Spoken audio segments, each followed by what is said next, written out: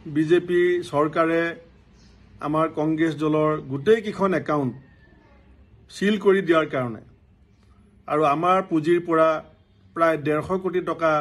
জবৰদস্তি কাঢ়ি লৈ যোৱাৰ Hello everyone, মই মধুস্মিতা পুনৰবাৰ স্বাগতম মোৰ চেনেলৰ অন্য এটা নতুন ভিডিঅ'ত আৰু ৰাইজসকল আজি মই আপোনালোকৰ কাৰণে লৈ আনিছো এক এটা ৰহস্য এটা ফাদিল হল আৰু হেইটোৱে মই আপোনালোকৰ কাৰণে লৈ আনিছো যেহেতু APCCৰ সভাপতি ভূপেন বৰাই দাবী কৰিছে যে তেওঁলোকৰ যি তেওঁলোক কংগ্ৰেছৰ যি একাউণ্ট আছিল হে সকলোবিলাক একাউণ্ট বিজেপি চৰকাৰে সিজ কৰি দিলে প্ৰায় 150 কোটি টকা একাউণ্ট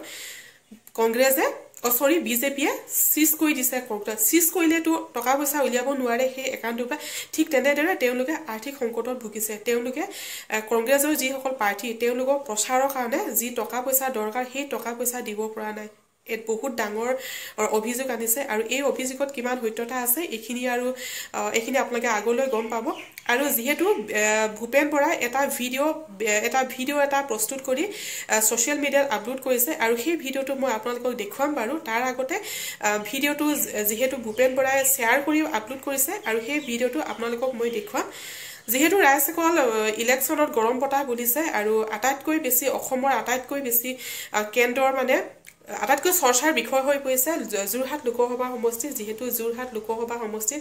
গৌৰৱ গগৈৰ প্ৰাৰ্থী আৰু গৌৰৱ গগৈৰ বিপৰীতত আছিলে বিজেপিৰ প্ৰাৰ্থী হৈছে তপন গগৈ আৰু যেহেতু তপন গগৈ জিকাবৰ কাৰণে হিমন্ত বিশ্ব শৰ্মা দিন ৰাতি একাকাৰ কৰিছে পুৰা প্ৰচাৰত ব্যস্ত এফালে যেনেকৈ পিয়ুষ হাজাৰিকা প্ৰচাৰত ব্যস্ত শিৱসাগৰত ঠিক তেনেদৰে হিমন্ত বিশ্ব শৰ্মা প্ৰচাৰত ব্যস্ত মাজুলীত একদম তপন বৰাক জিকাবলৈ সকলোৱে বিজেপি প্ৰাৰ্থীয়ে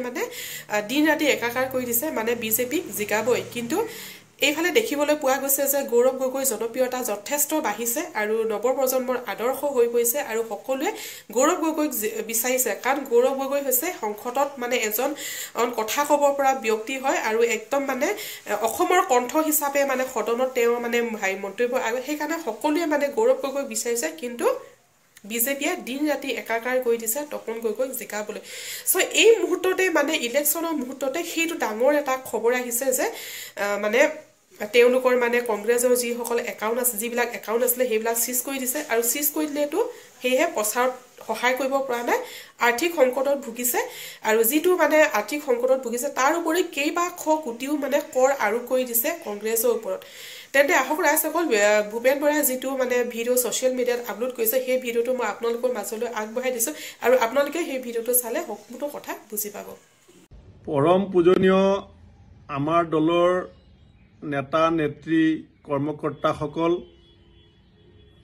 কৰ্মচাৰী বন্ধুসকল পূজনীয় কৃষক শ্ৰমিক যুৱক যুৱতী আৰু অসমৰ সংবাদ মাধ্যমৰো নেতৃস্থানীয় বন্ধুসকল পৰম্পৰাগতভাৱে কংগ্ৰেছ দলে নিজৰ প্ৰাৰ্থীসকলক লোকসভা নিৰ্বাচনত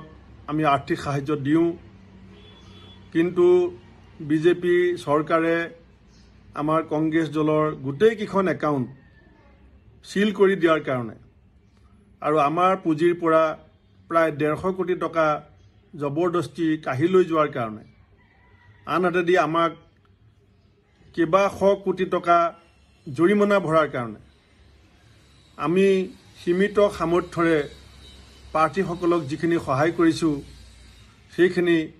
এই লোকসভা নিৰ্বাচনৰ কাৰণে যথেষ্ট নহয় আমাৰ দলৰ প্ৰাৰ্থীসকলক বৰ্তমান সময়ত যিমানখিনি আৰ্থিক সমৰ্থন আমি দলৰ ফালৰ পৰা দিব লাগে যদি আমি ন্যায়ালয়ৰ পৰা হস্তক্ষেপত আমাৰ ফ্ৰিজ হৈ থকা একাউণ্টবিলাক খোলাব নোৱাৰোঁ তেতিয়াহ'লে আমি পৰৱৰ্তী এটা পৰিস্থিতি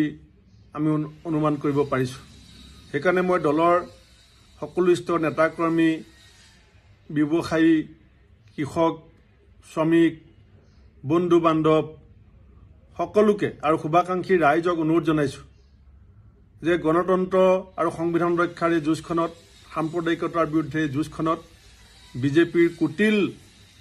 ৰণকৌশলৰ পৰা হাত সাৰিবৰ কাৰণে আমাৰ দলৰ প্ৰাৰ্থীসকলক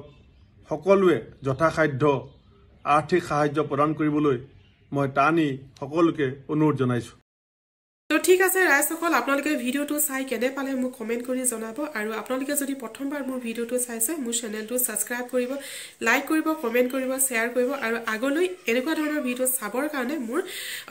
ছাবস্ক্ৰাইব বটনৰ কাষত থকা যিটো বেল আইকন সেইটো অন কৰি ৰাখিব, কাৰণ এনেকুৱা ধৰণৰ ভিডিঅ' মই আপোনালোকৰ মাজলৈ প্ৰস্তুত কৰি থাকোঁ।